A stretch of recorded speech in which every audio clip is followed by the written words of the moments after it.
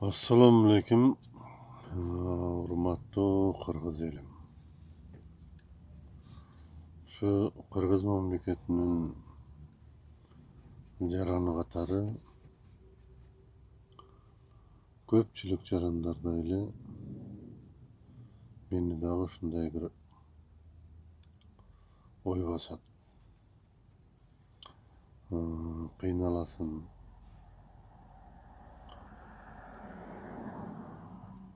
бир мындай определенный сөз таба албайсың да. Бийлигине деле, элине деле.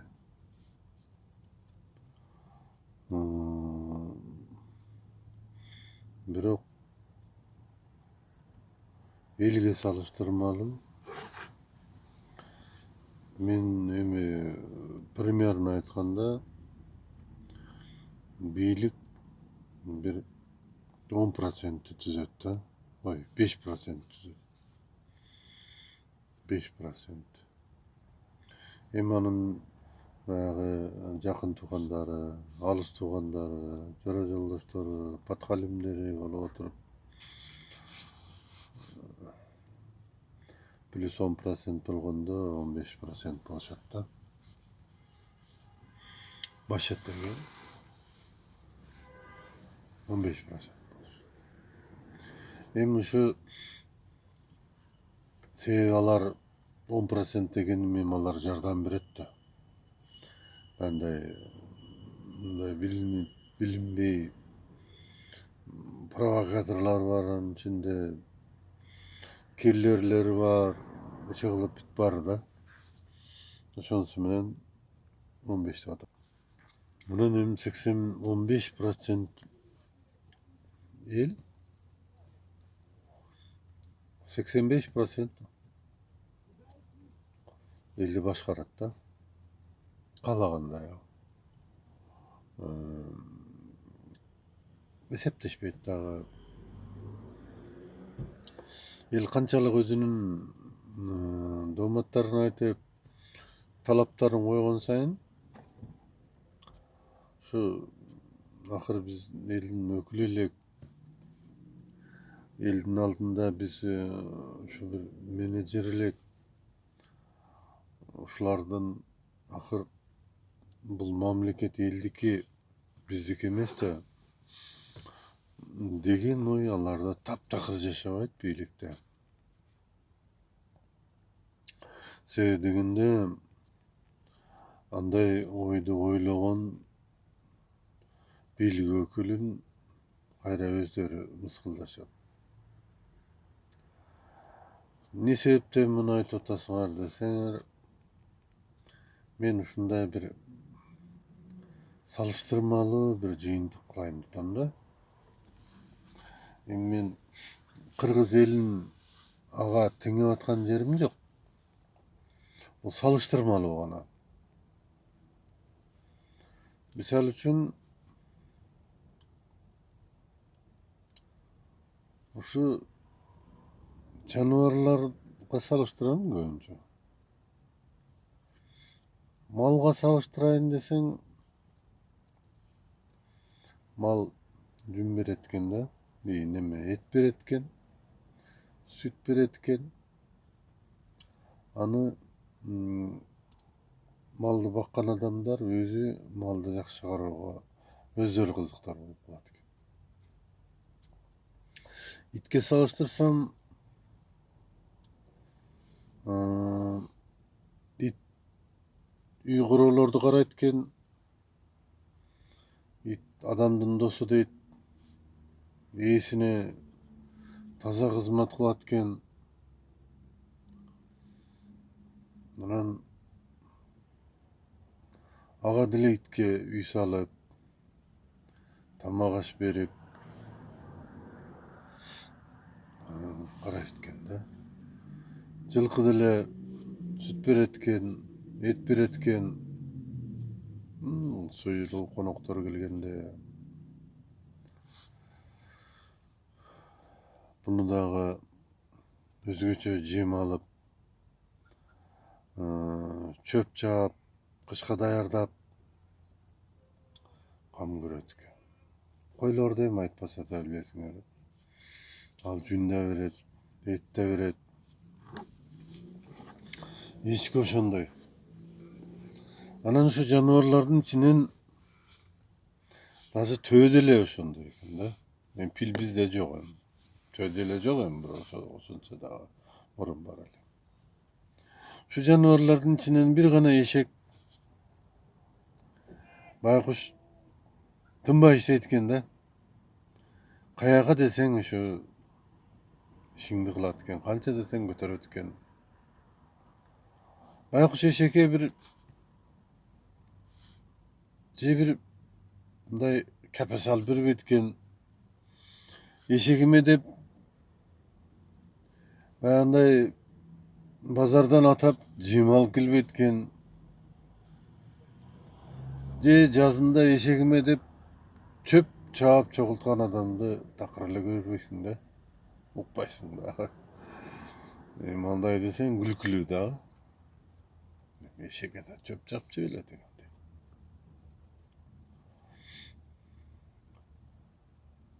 Benim ailasızmında birok salıştırışıma toora gelip atat. Uşu munday Kırgız mamleketinde yaşap, Kırgız mamleketinin jarandaryny, jaşoolaryny, tentip жүрgönдөrini, kamakta jatkandaryn büt barymda salıştırıp görseň, oşo bana 85%.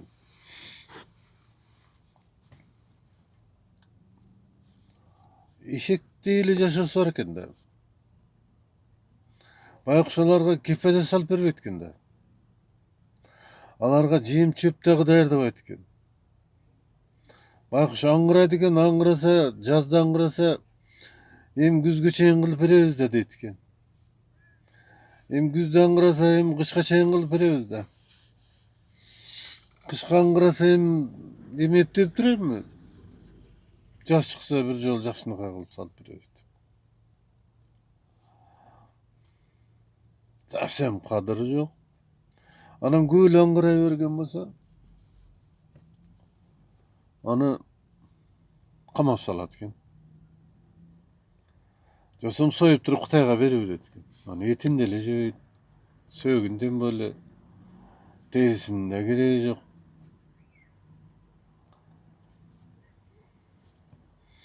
Alan jerde kalat eken de. Tentigen andan köp. Bizdin Kırgız elimiz, şu 85% Kırgız elimiz. Oşo eşektin jaşosundan kандай ayırması var? Dep oyloyum.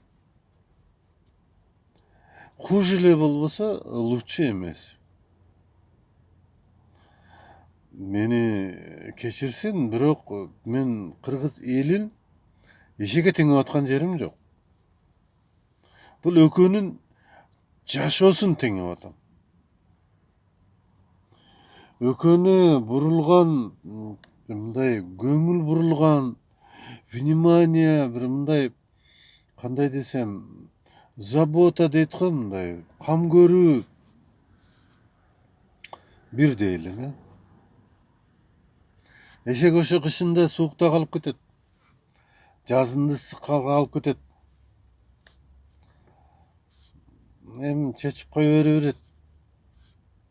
Hem kebirler bir otta tüşüyor mümkün, onu atak koy beret. Bir жерden çöp çağıp gelse dagı oşoga özüne öňörtüp artıp kelet. Bir maşina menen alıp gelip, bir mындай bir bede östürüp, bedeni mындай kurgatıp, sargaytıp bilbesem, mындай kөгörtüp, gölökede kurgatıp turup, oşonu bir jakşynakay kılıp, bede çöp kılıp berbeyt. Oşo maldan kalgan, başkadan kalgan şakal pakallardy taşlap. Men muну hem bayağı ayılda yaşagan üçün bunu bilem de. Hem bilbeyim misal üçün eşekti kanday dep aytasy var. Anan Kırgız mamleketinde yaşap atkan jarandardy kanday dep aytasy var. салыштырмалуу. Акмак дейсиңерби, дөпүрас дейсиңерби, кемчонтой дейсиңерби, тупойлор дейсиңерби, эмне десеңер ошо дегиле. Бирок бул менин сөзүм эмес. Өзүңөрдүн сөзүңүз.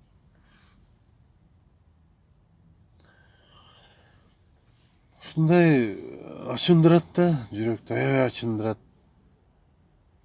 Анан эми ушуга байкуш Атахан Кимсанбаевич өмүр узун болсун, эч жаманды көрбөсүн байкуш. Ушул киши мыйзамдуу жакшы жол айтты. 300 миң кол чогулткула. Бул болгону 5% болот экен. 6 миллиондун 300 миңи 5%. Калганын өзүм кылам деди. Анан болбосо, анан кайра ошо 300 миң элге айтам, өздөрү билет деди. Эми бул түзмө түз айткан сөзү ушундай да, мен укканым. Анан бул киши бул мындан жакшы жол жок да. Мындан мыйзамдуу, мындан таза жол жок. Менин оюмда туура айтат. Эми жок, анткиле, мынткиле кагыш керек, уруш керек дегендер бар. Мисалга, социальный немелерде, сайттарда ар кандай комментарийларды окуйсуң, көрөсүң. Эми мисалга ошол дагы бир революцияга үндөдү дейли бирөөнү. Bundan Kırgız el utabı. Kırgız el utpayt. Бийлик утабы? Утат бийлик. Бийлик кантип утат? Отписка кылат. Ошол бир магазинди тоноп кеткен болсо, 10 магазин тоноду, бир банкты тоногон болсо, канча банк ячейкалары менен тоноду деп канчалаган запастарды кымырып алышат булар. Элге бул революциядан, жаңжал тополоңдон абсолюттук түрдө кереги жок. Мен эгерде менин оюмду билем дей турган болсоңор,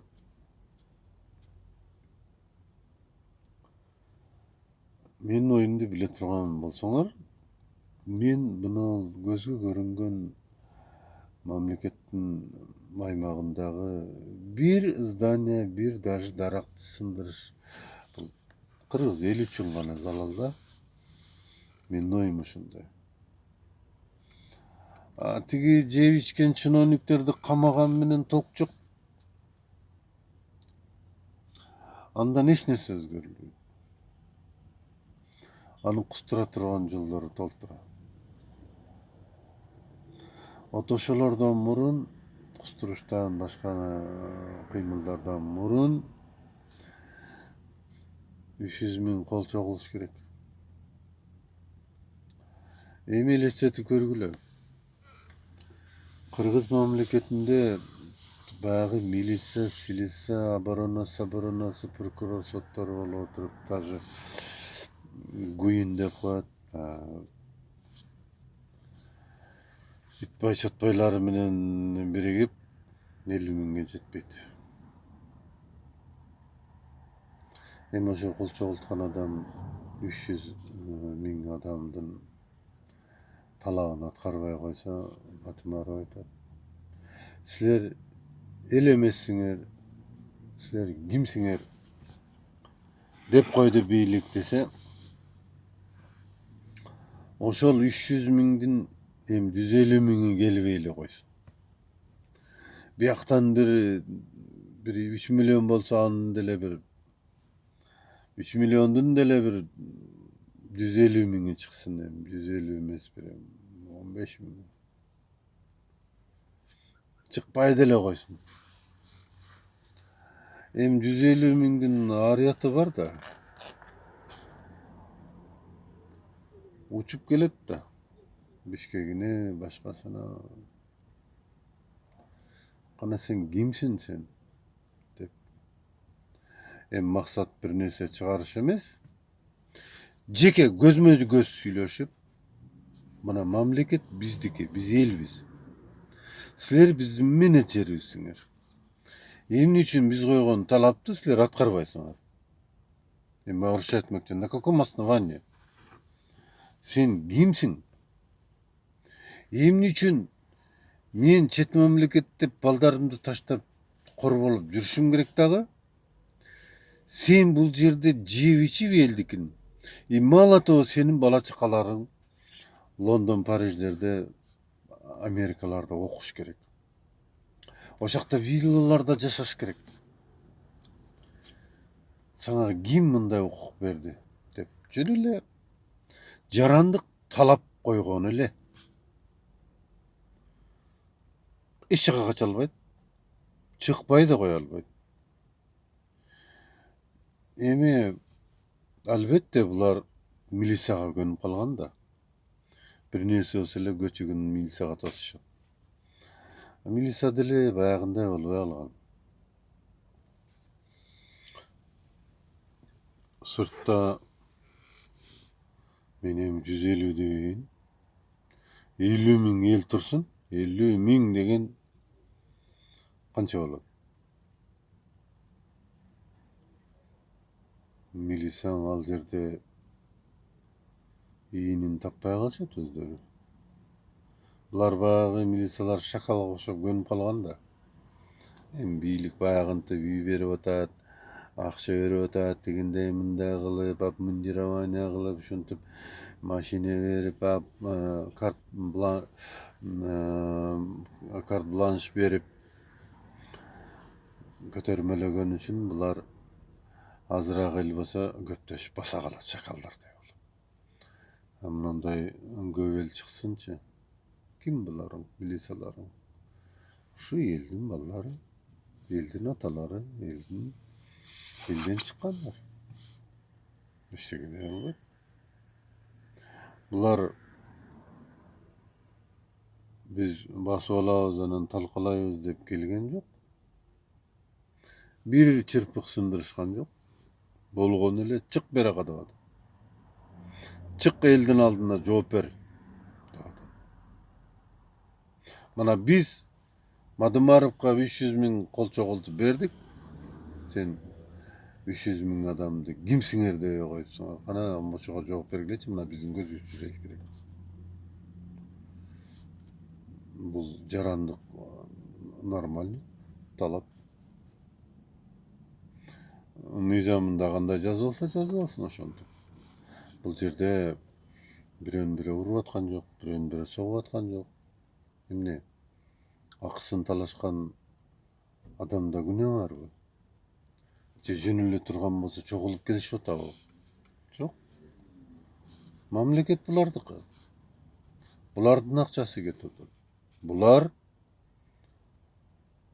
Текебаев айтмакчы, тартып алып коет. Жөн эле тартып алып коет. Катар магазиндер, торговый центрлер, канча бизнестер, канча заправкалар мамлекетке жөн эле тартып алып коюшат. Сурабым отурбайт.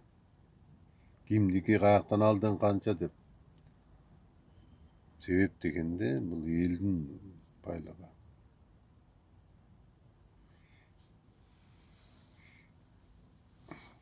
Негизи менчик ээсинин укугу ушундай.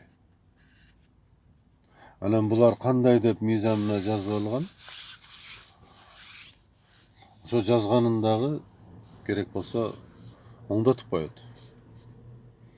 Биз менчик ээси болсок, анан биз өзүбүздүн укугубузду талашып келсек, анан сен бизди камап коесуңбу? Сен кайсы чоң атаңдын закону менен ошентип атасың? Сен кимге ошентип атасың? Sen mençik ээлерини кайра камап атасың го деген талаптарды коюш укугу бар. Себеби менчик ээси да. Алар бийликтегилер жөн эле менеджерлер, жалданма адистер. Кача жеп жутарлар болсо дагы. Ошентип негизинен айтканда Мадумаровдун бул аракети өтө туура жол да. Өтө туура жол. Кыргызстан өтө тездик менен оңолот болчу. Биз 4,5 миллиард деп атат. Ал 2 эле министрден чыгат. 2 эле министрден чыгат ал 4,5 миллиард. Кытайга жөн өткөзүп беришет өздөрү. Кандай өткөзгөндөн билбей калышат. Ушундай төлөйт. Кайра кыргыз элине ушундай кусат.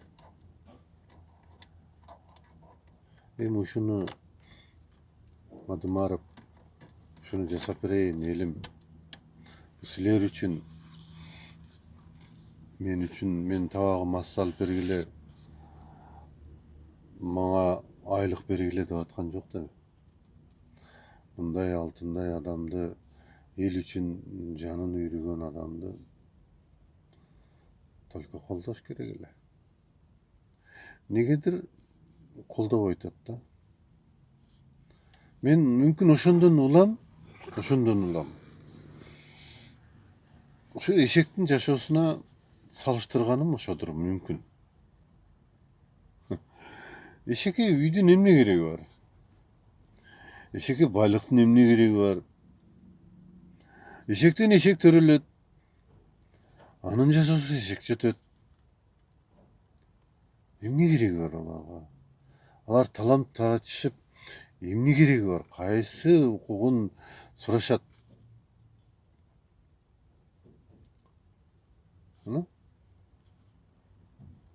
Мен ушун үчүн айласы салыштырып атам да. Булардын эки ошо кыргыз элинин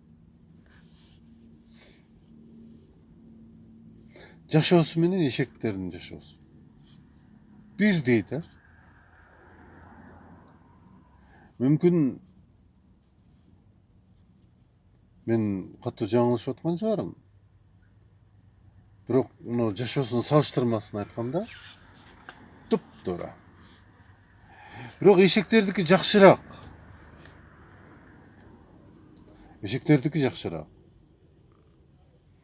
Бирок кыргыздардыкы андан да хуже да. Мен ушуга түшүнбөгөнүнө, ушунусуна арданбаганына мен бир улуу сөздөр бар эле да. Көптөн бери айтылып келген биз деген улуу элбиз, биз деген Манастын урпактары болобуз, Манастын тукумдары болобуз деп. Манастын тукумдары болсо эч болбогондо бир Манастай духу барлар чыгат эле да. Бул Манастын жумурткалары болуп атпайбы? Манастын жумурткалары, эки жумурткасы. Калтанын ичинде эле жүрөт, мынтип ысык жерде эле, мынтип ысык жерде күн көрүп эле жүрүшөт. Мен ушу 85% элди Манастын тукумдары деп айта албайм. Мен оозумда барбайт андайга. Ошо 15%тен болушу мүмкүн. 5% жегич, 10% кошоматчылар, жакын туугандары. Ошолордон болушу мүмкүн тукумдары. Эмнеге айтайынбы? Себеби алар бир мүндүктүү. Алардын духу бар. Алар 15% болгону менен 85%-ын адабин иттей берип атат да. Дух бар буларда. буларда эми, например, манастын тукумдары десең жарашат. Эми айта берсең көп нерсе бар. Мына эми түшүнбөгөндөн кийин баягы кумга сиңген судай эле болот атпайбы? Кум да, таш. Мындай да. Таш да. Кичине мээ деген мындай болуш керек да. Ким билет эми, менин оюм боюнча кыргыз элине кыскача оюм ушул. Өтө өкүнүчтүү. Айлаганча. Şu 85% Manastın cumhurtkalar üçün kamalganlarga 85% Manastın cumhurtkalar üçün ölgöndөрgө men narazımın. Öte narazımın. Andan görü öz bülösün kızıtsa olma eкен. Ayla жоқ. Аларда ошондой выждан пайда болуптур да. Бирок алар Манастын жумурткасы эмес. Аларда дух бар да, хотя. Ошон үчүн өлүмгө да барышты. Ошон үчүн түрмөдө да отурушат. Ошон үчүн түрмөгө да кирип чыгышты. Буларды кайра түрмөгө койсоң деле өзгөрүлбөйт. Өлтүрүп салсаң деле өзгөрүлбөйт. Ошол бойдон кетет. Мына буларды Манастын чыныгы урпактары, чыныгы Манастын тукумдары десең жарашат. 85%ке эчеге да айта албайм.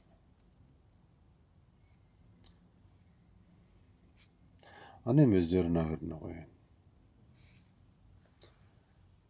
Менин сөзүмө макул болбогондор бар, макул болгондор бар.